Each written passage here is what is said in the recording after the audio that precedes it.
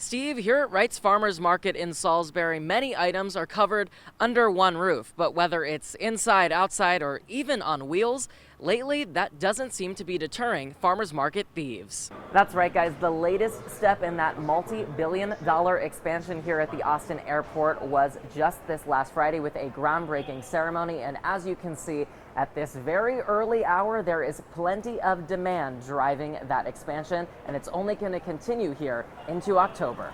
It was a fiasco on the field as students launched bottles onto the turf at Darrell K. Royal Texas Memorial Stadium Saturday night against Georgia.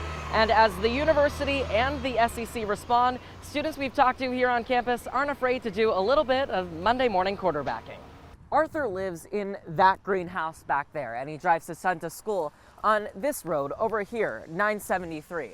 A lot of people say that it's like a racetrack, but Arthur drives race cars himself, and he says it's a whole lot worse. Steve, crews are trying to put out what at this point is a smoldering fire as they finally get to removing all of that burnt grain that is in that third silo you can see back there behind us, and make sure that this operation remains safe for all the crews and the public.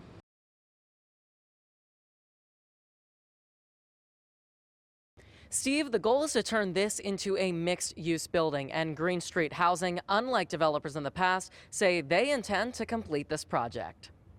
Inside the 3,000-square-foot Hearn building along Cambridge's Main Street, it's currently bare. But if Green Street Housing gets the green light, this old red building could become more than just a historic relic. We are preserving a historic building where we are providing housing, we're providing office space on a block that desperately needs it, right? So I think this is a tremendous benefit to the community, and I think a lot of Cambridge feels the same way about that. Commercial space is planned for the bottom floor of the Hearn building. That could mean anything from retail shops to office space. But on the top floor, 44 total units are planned as workforce housing, and that goes for the building next door. 10 units total on the top floor and commercial space on the bottom, fronting Race Street. Deborah White, who's lived in Cambridge for over a decade, says she's encouraged by the progress. We've had ups and downs where it looks like something's going to happen and then nothing happens. So I think that people are really committed to making something good happen now.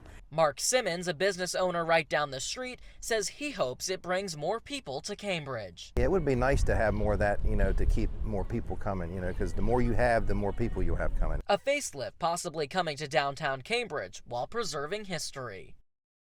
And tonight's meeting is just an initial opportunity for comment, but if all goes to plan, Green Street Housing says they hope to have shovels in the ground by early 2025. In Cambridge, Logan Dubel, WBOC News, Delmarva's news leader. And we're here backstage with West 22nd Band. They just finished up their first ever set here at ACL, and it's a dream for this band that all started on a street that thousands of UT students call home.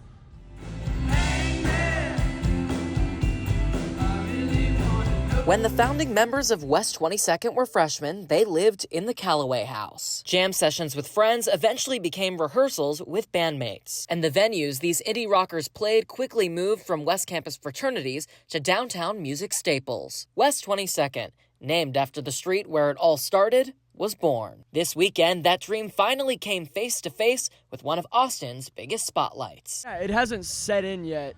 Like in my head, we just played a show, but no, it's like this is the show. It's crazy to come full circle. I mean, you posted on your story that we were like ACL hopeful like a year ago, which is insane. And we would like joke about it early on when we first formed that we'd eventually be playing ACL, and here we are now. When I first interviewed the band for the Daily Texan almost 2 years ago, they said they'd consider making this a full-time gig. Now, we're so excited to finish our degrees and be out of school and thankful for everything UT's done for us, but we're ready to hit the road and visit new cities. And before we said goodbye, we couldn't leave the band without showing them what one day might be a piece of Longhorn history. One fun thing for you guys, so I keep mentioning, back to the article, I have, if Ella and Coco could bring this in for us, we're going to get you to sign from that original Daily Texan article. If we could get y'all to sign this here, going all the way back to the beginning. Back to the beginning. Let's get y'all to sign this. And then with that, we're here with West 22nd, first ACL set. Super proud to call them UT students. Sending it back to you guys.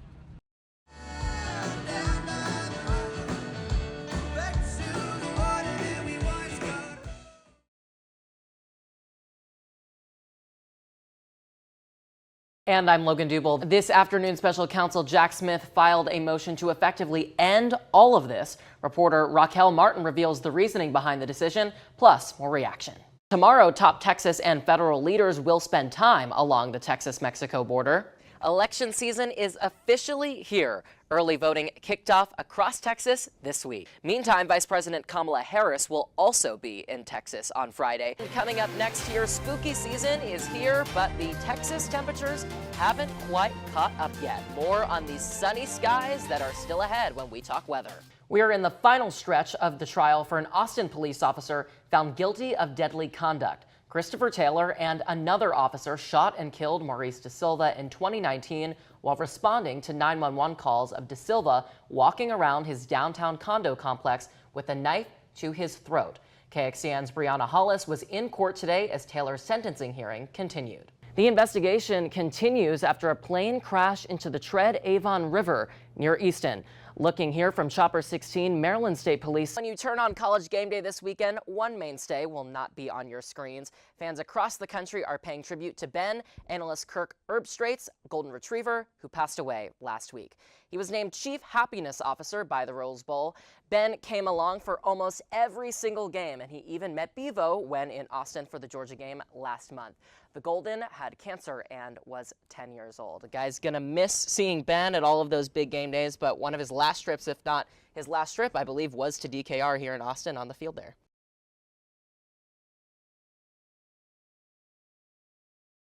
I think the biggest thing that people talk about with Yellowstone is just the fact that it has so many fans in these polarized times that we're living in. It's one of those shows that just feels Americana. It's everything that people want without getting into the thick of it. What does it mean to you in this day and age to be part of something like that? Oh my God. Speaking of morning shows, you obviously know plenty about that, and so much of what the whole Today Show franchise, but especially the fourth hour when you come on with Hoda, people turn on your show for some of the brighter topics, things to inspire them, and just great stories.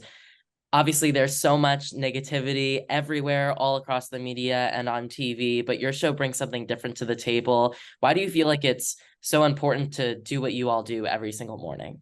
Oh my gosh, Logan, you're the sweetest. I love being in Austin. It's amazing. In the live music capital of the world. And I know you'll be back here, I think, in October.